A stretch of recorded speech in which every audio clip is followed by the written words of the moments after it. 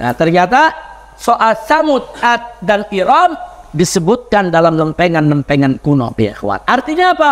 Bukti ya, dulu memang ada kaum Samud, dulu memang ada kaum Ad, dan betul dulu ada kota Iram. Kira-kira sampai sini jelas tidak? Ini pertolongan siapa nih? Allah, saudara. Dan apa manfaatnya buat kita? Manfaatnya buat kita kalau kita udah tahu, kita makin yakin kepada Al-Quran. Dahsyat. Teknologi belum nemuin, arkeolog belum nemuin, Al-Quran udah cerita, saudara. Dulu ada begini, dulu ada kaum Ad, dulu ada kaum Samud, dulu ada kota Iram. Al-Quran udah cerita. Padahal bendanya belum ketemu, barangnya belum ketemu. Arkeolog belum mengungkap soal itu, saudara. Arkeolog baru mengungkapnya tahun 1980. Saudara, bayangkan, jadi setelah Al-Quran itu turun lebih dari 1000 tahun, baru para arkeolog menemukan.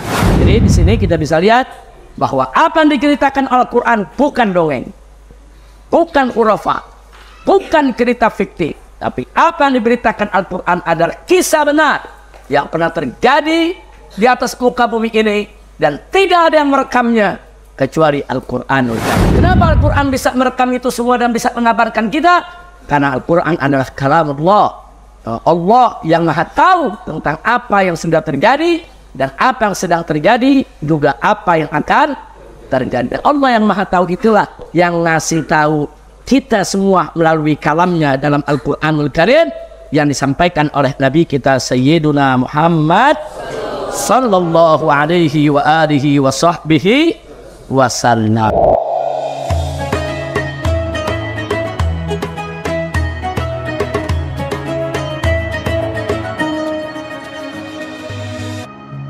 Kita saat ini mukjizat ilmiah Al-Quran tentang kisah kota yang silang. Ini pelajaran mukjizat ilmiah yang kedua. Yang pertama sudah kita jelaskan tentang pelestarian jasad Fir'aun. Nah, sekarang mari kita perhatikan kenapa ini perlu kita pelajari. Karena ayat-ayat seperti ini kalau kita kaitkan dengan penemuan-penemuan di masa sesudah Al-Quran diturunkan, itu akan menambah keyakinan kita akan kebenaran Al-Quran, akan keagungan Al-Quran, sehingga kita akan semakin cinta Al-Quran dan kita akan semakin kuat beriman kepada Al-Quran. Mari kita lihat di dalam Al-Quran surat Al-Fajr ayat 6 dan 9. Allah subhanahu wa ta'ala qala alam tara kaifa fa'ala rabbuka bi'ad irama zatil imad allati lam yukhlaq misluha fil bilad wa samud alladzina jabus sakhra bil wad. Jadi ayat ini diturunkan oleh Allah subhanahu wa ta'ala kepada Nabi kita Muhammad sallallahu alaihi wasallam dan menginformasikan kepada Nabi tentang sejarah masa lalu. Di mana di sini Allah nyatakan alam tara kaifa fa'ala rabbuka bi'ad. Apakah kamu tidak memperhatikan bagaimana Tuhanmu berbuat terhadap kaum Ad? Jadi Allah menginformasikan, mengabarkan kepada Nabi Muhammad SAW bahwa dulu ada satu suku bangsa namanya suku bangsa Ad. Ya ikhwan. Nah, kemudian selanjutnya tidak sampai di situ. Allah menyatakan juga iramazatil imad. Nah, itu kaum Ad yang mana? Yaitu kaum Ad penduduk kota Iram. Ternyata Iram itu nama kota. Iram yang bagaimana? Allah jelaskan zatil imad, yang mempunyai bangunan-bangunan yang tinggi.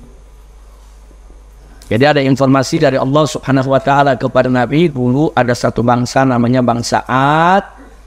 Dia punya satu kota namanya kota Iram, dan kota Iram ini memiliki bangunan-bangunan yang tinggi jauh sebelum zaman Nabi Muhammad sallallahu alaihi wasallam. Gak sampai di situ.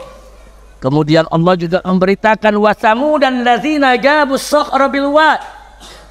Nah, begitu juga tentang apa? saudara. Nah, tentang kaum Samud yang memotong batu-batu besar di lembah. Nah, yang menarik itu tadi waktu Allah cerita soal kota Iram, di situ dikatakan allati lam yukhlaq misluha fil bilad. Artinya saking dahsyatnya kota yang dibangun oleh kaum Ad dengan bangunan yang tinggi, tidak ada satupun kota di dunia yang dibangun seperti itu. Artinya dulu itu memang masa kejayaan kaum Ad, saudara. Nah, kemudian setelah itu Allah beritakan juga ada suku bangsa lain yang namanya kaum Samud. Nah, ternyata kaum Samud ini keahliannya adalah motong-motong batu besar di lembah. Dia mampu membuat rumah-rumah di gunung-gunung batu ya. Dia bisa pahat itu satu gunung batu. Dia bisa bikin rumah. Ada ruang depannya, ada kamarnya di dalam batu-batu tersebut, saudara. Ini diberitakan oleh Allah kepada Nabi Muhammad sallallahu alaihi wasallam. Saat ayat ini diturunkan, tidak ada satupun saudara kaum muslimin yang tahu di mana itu letaknya, saudara. Atau di mana itu peninggalan-peninggalannya. Kalaupun ada beberapa tempat yang Nabi sempat sebutkan, tapi peninggalan-peninggalan ini, saudara, bagaikan hilang di telan bumi. Pada zaman Nabi nggak ada yang mempertanyakan, karena para sahabat begitu dengar berita dari Nabi, saudara, maka jawaban mereka amanna billah wa bima jaa'a anillah. Amanna bi Rasulillah wa bima jaa'a an Rasulillah. Kami beriman kepada Allah, kami beriman kepada Nabi, kami beriman yang datang dari Allah dan dari Nabi. Tidak banyak protes. Tapi belakangan ayat seperti ini menjadi sorotan kaum orientalis. Siapa itu kaum orientalis? Kaum orientalis itu adalah orang-orang barat di luar Islam yang sengaja mempelajari Islam dengan tujuan mencari kesalahan Islam. Itu orientalis tuh. Tapi di antara orientalis ada juga yang dapat taufik hidayah dari Allah, akhirnya masuk Islam. Tapi tidak sedikit dari mereka yang memang tujuan awalnya bukan mau cari kebenaran, nyari-nyari ngorek-ngorek kesalahan Islam, ngorek-ngorek cari-cari kesalahan Al-Quran, ya ikhwan. Nah, ayat-ayat begini, ini termasuk ayat yang dikorek-korek oleh mereka. Nah, mereka nantangin umat Islam tuh, kata Al-Quran tuh ada bangsa Ad. Itu katanya ada kota Iram. Di mana tuh kota Iram? Yang katanya tiangnya tinggi-tinggi, bangunannya tinggi-tinggi. Mana? Ini nggak ada buktinya. Ya, kalau nggak ada buktinya berarti Al-Quran ini cerita fiktif, dongeng. Nah, jadi mereka sebut dongeng, fiktif, bahkan mereka bilang isinya bohong Al-Quran. Nah, kalau memang Al-Quran benar, tunjukkan dong kepada kita mana bangunannya, mana kotaknya. Ini serangan-serangan orientalis begini persis seperti serangan mereka terhadap ayat yang bercerita soal Fir'aun yang sudah kita bahas waktu itu ya. Tapi subhanallah, serangan-serangan semacam ini, saudara, cukup dijawab oleh umat Islam, amanna billah wa bima jaa'a anillah. Orang-orang itu akan beriman kepada Allah. Apa yang Allah ceritakan dalam Al-Quran pasti benar, walaupun kita belum temukan, walaupun kita belum melihat. Jadi kalau udah Allah yang cerita, ya pasti benar, terima aja, beriman, selesai. Nah, orang yang punya iman semacam ini, insya Allah selamat dari goyangan-goyangan yang dilakukan oleh orientalis ya. Nah, tapi sungguh pun begitu, saudara, Allah tidak biarkan serangan-serangan tadi, karena kalau serangan itu dibiarkan, kesian banyak orang-orang awam yang lemah imannya, mudah terpengaruh.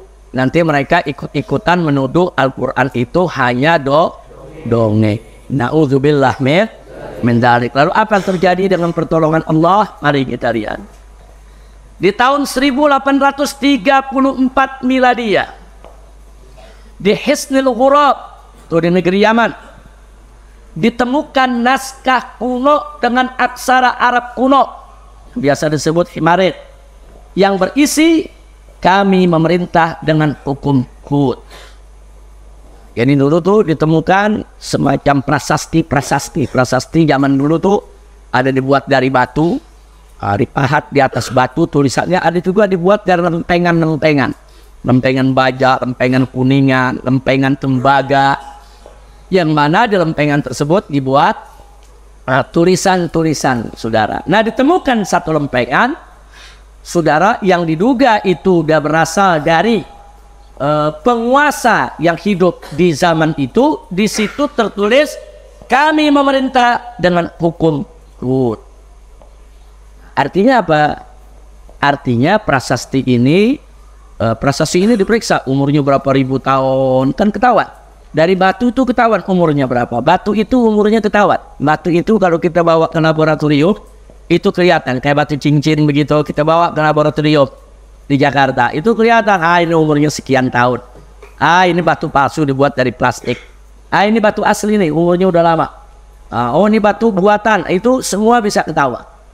Nah, jadi pada tahun 1834 ini ditemukan prasasti yang dibuat dari bahan yang umurnya sudah ratusan ribuan tahun ya, dan ternyata di situ diingatkan bahwa pernah ada penguasa yang memerintah dengan hukum Nabi Allah Hud. Artinya apa? Berarti Nabi Allah Hud ada. Berarti negeri itu ada.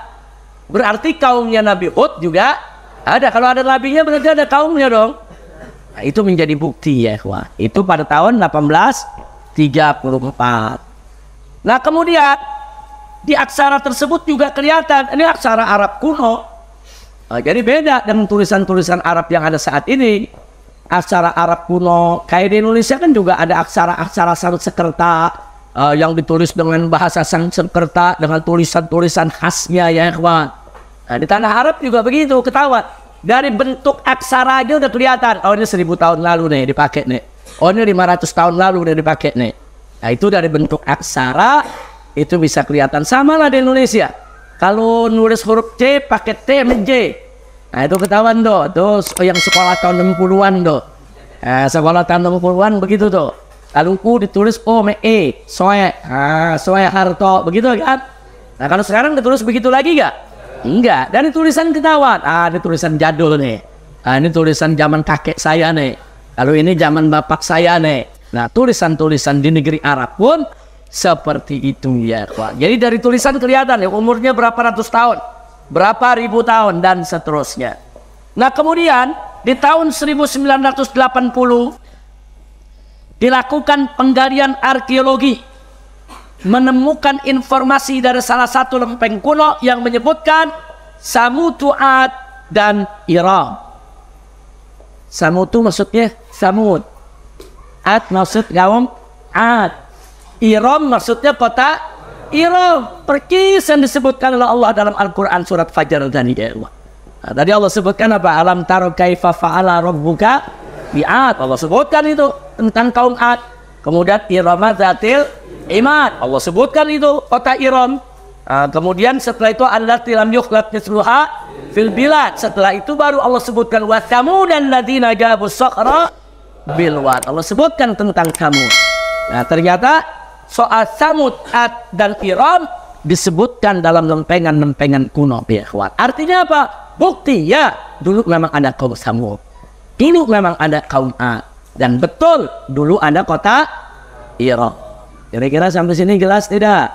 Ini pertolongan siapa nih? Allah, saudara. Dan apa manfaatnya buat kita? Manfaatnya buat kita kalau kita udah tahu, kita makin yakin kepada Al-Quran. Dahsyat. Teknologi belum nemuin, arkeolog belum nemuin, Al-Quran udah cerita, saudara.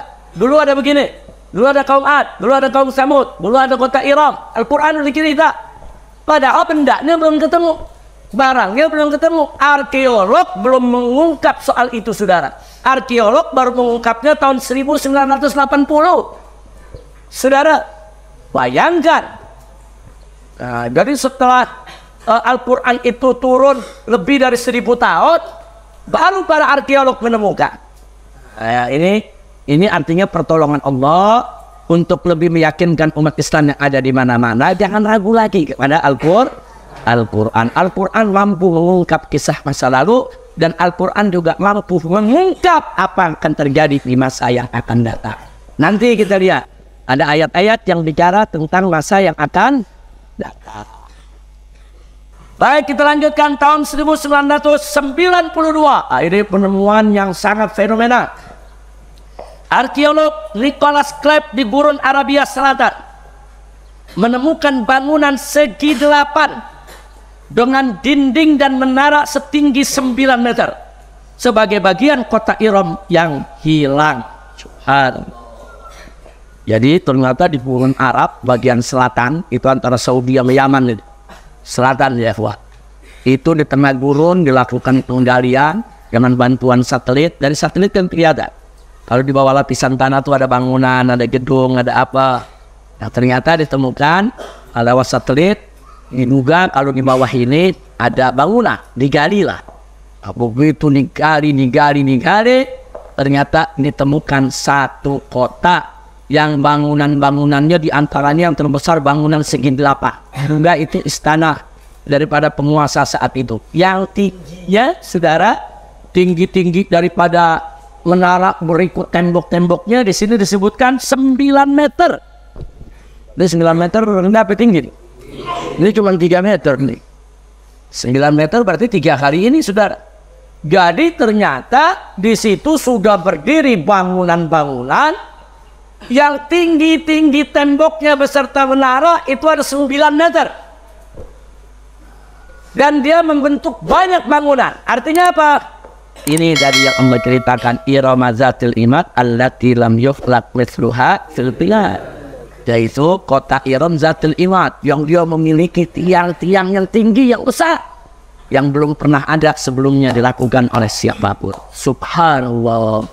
Akhirnya para arkeolog setelah menemukan ini dikaitkan dengan penemuan-penemuan sebelumnya, berkeyakinan kalau memang ini semua ada peninggalan kaum Ad, ya ikhwan. Subhanallah, alhamdulillah, wa la ilaha illallah, wallahu akbar. Nah, jadi di sini kita bisa lihat bahwa apa yang diceritakan Al-Quran bukan dongeng, bukan khurafat, bukan cerita fiktif, tapi apa yang diberitakan Al-Quran adalah kisah benar yang pernah terjadi di atas muka bumi ini, dan tidak ada yang merekamnya kecuali Al-Quranul Karim. Kenapa Al-Quran bisa merekam itu semua dan bisa mengabarkan kita? Karena Al-Quran adalah kalamullah, Allah yang maha tahu tentang apa yang sudah terjadi dan apa yang sedang terjadi, juga apa yang akan terjadi. Allah yang maha tahu itulah yang ngasih tahu kita semua melalui kalamnya dalam Al-Quranul Karim yang disampaikan oleh Nabi kita Sayyiduna Muhammad sallallahu alaihi wa alihi wa sahbihi wasallam. Sampai di sini jelas tidak? Paham semua? Alhamdulillah. Nah, sekarang saya mau tanya. Dia belajar mesti nanya, ya. Coba. Ini Al-Quran barusan sudah kita baca dalam surat Al-Fajr, bercerita tentang kota yang hilang. Apa nama kotanya? Kota Iran, bukan Iran ya. Iran. Nah, pakai mim, pakai m, jangan pakai nun ya. Kalau nun jadi Iran ya. Kota Iran. Bagus. Berikutnya ada satu nama suku bangsa yang disebutkan oleh Allah yang memiliki bangunan yang tinggi-tinggi. Suku bangsa apa? Nah, depan baju coklat. Suku bangsa Ad. Nah, bagus. Yang belakang sekarang yang Madas. Terus ada suku bangsa lain yang disebutkan oleh Allah dalam ayat tadi. Suku bangsa apa? Ya, Samud. Bagus. Nah, sekarang saya mau tanya lagi. Berikutnya, tahu berapa pertama kali ditemukan salah satu prasasti yang menyebutkan wukul Nabi Allah Hud? Berapa? Abu Bakar. Coba lihat lagi ya. Tunggu, siapa dia? 1834. Nah, kan saya bilang yang menyebutkan tentang hukum Nabi Allah Hud. Baik, berikutnya. Tahun berapa kota Iram ditemukan? Ya, baju biru. 1992. Baik. Tahun berapa lempengan bertuliskan Tsamud, Ad, dan Iram ditemukan? Paling belakang. 1980. Bagus. Baik. Siapa yang bisa menjelaskan apa manfaat kita baca dan paham tentang ayat ini? Siapa yang bisa jelasin? Ayo, berdiri. Silakan. Ayo. Kenapa nggak ada yang berani? Tadi penjelasan saya jelas nggak? Jelas. Yakin? Ya sekarang jelasin dulu. Gantian, Anda mau dengar sekarang. Ayo, siapa santri? Silakan berdiri. Ya, berdiri. Jelasin. Apa pelajaran yang hari ini Anda dapat tentang surat Al-Fajr ayat 6 sampai 9? Sendiri itu kita menambah keyakinan yang mana keyakinan yang sebelumnya dikisahkan dalam Quran surat Al-Fajr tersebut tentang kisah kota yang hilang yang tadinya tidak ada penjelasannya secara akli ditemukan oleh para profesor dengan izin Allah Subhanahu wa taala. Terus? Jadi manfaatnya menambah keyakinan. Menambah keyakinan. Keyakinan siapa? Keyakinan apa? Keyakinan bagaimana? Keyakinan umat Islam yang keyakinannya sendiri itu lemah. Ya. Tadi itu katanya menambah keyakinan. Keyakinan siapa? Keyakinan Umat Islam terhadap apa? Terhadap keraguan-keraguan yang dilemparkan kaum orientalis. Keyakinan terhadap keraguan. Jangan lari dulu saudara. Keyakinan terhadap Al-Quran. Iya, siapa yang menuduh Al-Quran bohong? Kaum orientalis. Bagus, silakan duduk. Siapa itu orientalis? Tangannya, ayo belakang udah angkat tangan itu. Diri. Siapa itu orientalis? Ngomong keren orientalis. Jelasin. Orientalis adalah orang-orang Barat yang mempelajari. Orang Barat Muslim atau bukan? Orang Barat yang bukan Muslim, iya. Orang Muslim yang mempelajari agama Islam untuk mencari kesalahan-kesalahan umat Islam. Kesalahan umat Islam. Baik. Pertanyaan berikutnya, setelah mereka mencari-cari kesalahan umat Islam, ketemu gak kesalahannya? Siapa yang dia bisa jawab? Kan mereka cari-cari nih kesalahan umat Islam nih, ketemu gak? Kesalahan Quran, kesalahan Nabi. Ayo. Ya. Nggak ketemu? Yakin?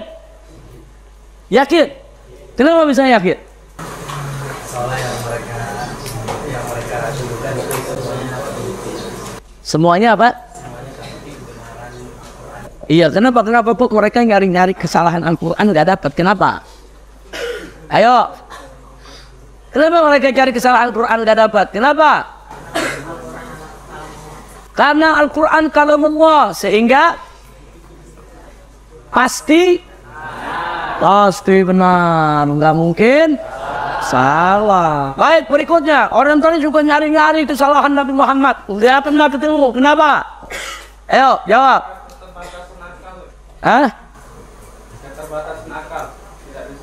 Mereka cari-cari kesalahan Nabi Muhammad nggak ketemu. Kenapa? Karena keterbatasan akal. Berarti kalau akalnya nggak terbatas, ketemu dong. Kenapa nggak ketemu? Nyari kesalahan Nabi Muhammad nggak ketemu. Kenapa? Iya, kenapa nggak ketemu? Ayo. Apa? Karena Nabi Muhammad al-insanul kamil, manusia sempurna. Ada salahnya Nabi? Nggak ada. Orang nggak ada salah mau dicari-cari, mana ketemu salahnya. Tapi kalau nyari-nyari kesalahan Habib Rizik, ada gak? Ada, banyak. Sabrak-abrak. Kalau nyari-nyari kesalahan guru-guru MS, ada gak? Ada, banyak. Kalau nyari-nyari kesalahan santri MS, bajibun. Kenapa? Karena kita semua tidak sempurna. Kalau nyari kesalahan Nabi nggak bisa, karena Nabi Muhammad sempurna. Alhamdulillah.